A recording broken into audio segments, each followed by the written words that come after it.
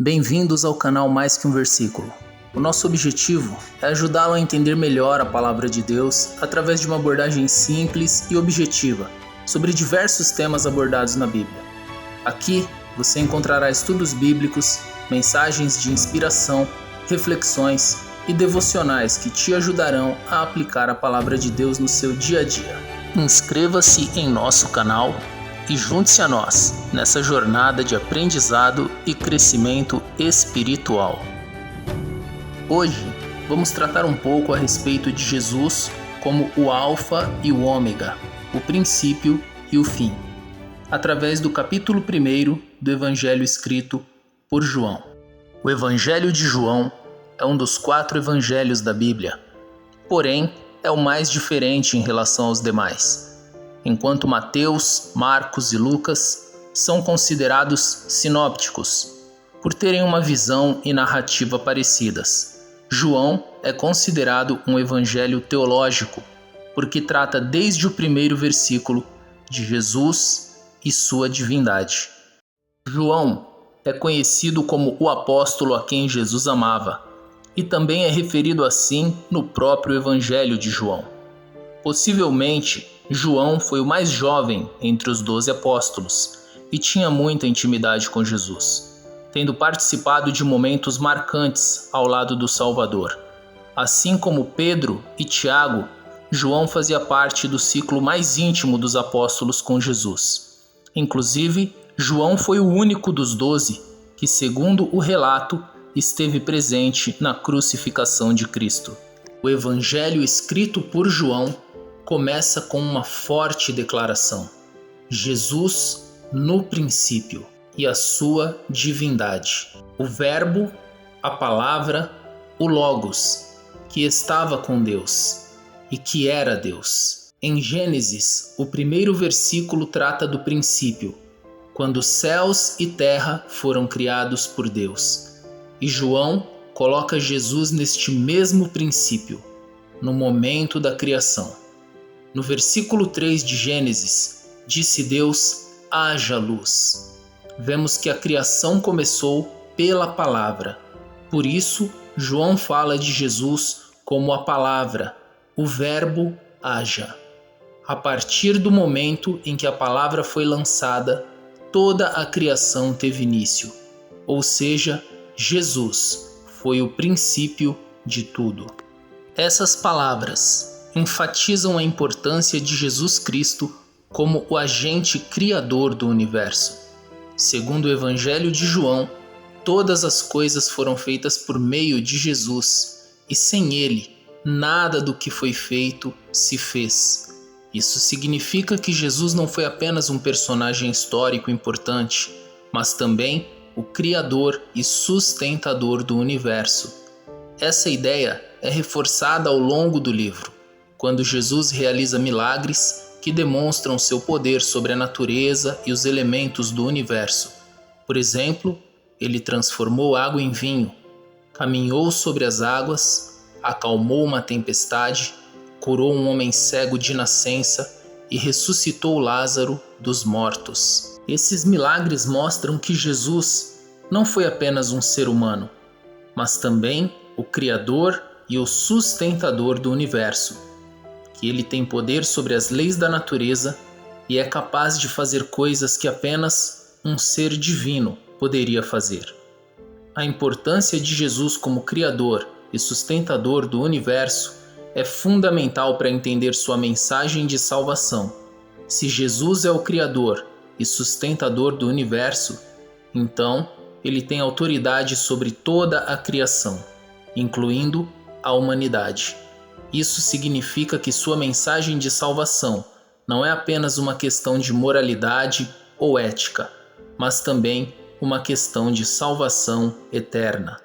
No verso 4 do capítulo 1 diz: nele estava a vida, e a vida era a luz dos homens, e a luz resplandece nas trevas, e as trevas não a compreenderam.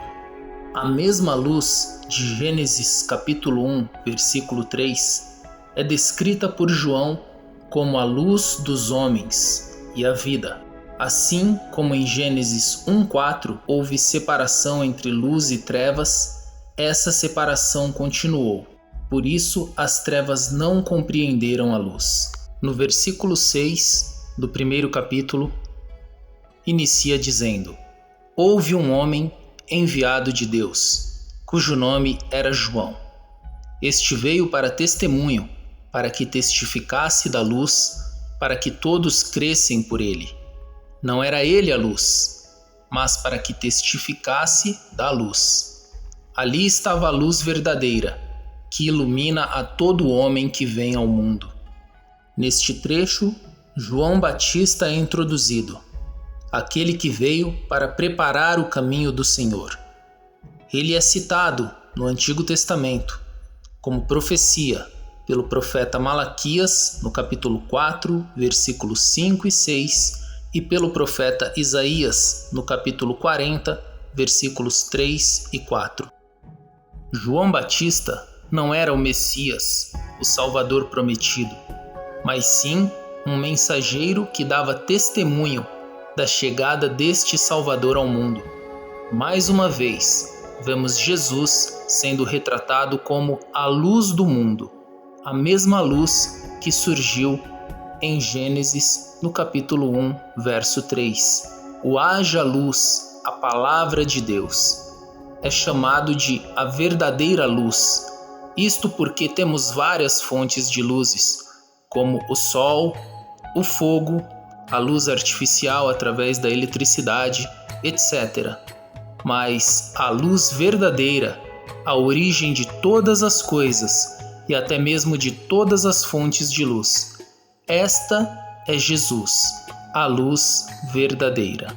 Assim como a escuridão nos impede de enxergar com clareza e a luz, quando chega, nos permite ver as coisas como elas são, Jesus, que é o princípio e a origem de toda a criação, nos é mostrado como a luz que ilumina a todo o homem que vem ao mundo, porque somente através de Jesus é possível que vejamos com clareza a realidade, porque a verdadeira realidade foi criada pelo propósito do Criador, e sem o Criador não é possível entender o propósito da vida. Em outro livro, escrito pelo apóstolo João, o livro do Apocalipse, no capítulo 1, verso 8, temos a declaração de Jesus: Eu sou o Alfa e o Ômega, o princípio e o fim. Porque todas as coisas tiveram o seu princípio nele, e nele está o propósito de todas as coisas, o sentido final. Ele é o princípio e ele mesmo é também o fim, porque dele e por ele e para ele são todas as coisas. No Evangelho de João, capítulo 1, versículo 10 diz: Estava no mundo, e o mundo foi feito por ele, e o mundo não o conheceu. Veio para o que era seu, e os seus não o receberam. Mas a todos quantos o receberam, deu-lhes o poder de serem feitos filhos de Deus, aos que creem no seu nome, os quais não nasceram do sangue, nem da vontade da carne, nem da vontade do homem, mas de Deus. Este trecho trata do povo de Israel, a nação escolhida por Deus para ser seu povo particular entre as nações, como é dito em Êxodo, capítulo 19, versos 5 e 6, no Velho Testamento. Porém, na época de Jesus, o povo de Israel não o reconheceu como o Messias, o verdadeiro Salvador. Os motivos para Israel não terem reconhecido Jesus, falaremos em outro vídeo. Agora, o nosso foco é a grande maravilha do Evangelho, que através de Jesus, todos nós fomos aceitos como filhos de Deus, recebemos uma nova vida e através de um novo nascimento em Cristo, fomos adotados como filhos pelo Deus vivo. João, capítulo 1, verso 14 diz: E o Verbo se fez carne e habitou entre nós, e vimos a sua glória, como a glória do unigênito do Pai, cheio de graça e de verdade. João testificou dele e clamou dizendo: Este era aquele de quem eu dizia: O que vem após mim é antes de mim, porque foi primeiro do que eu. E todos nós recebemos também da sua plenitude, e graça por graça.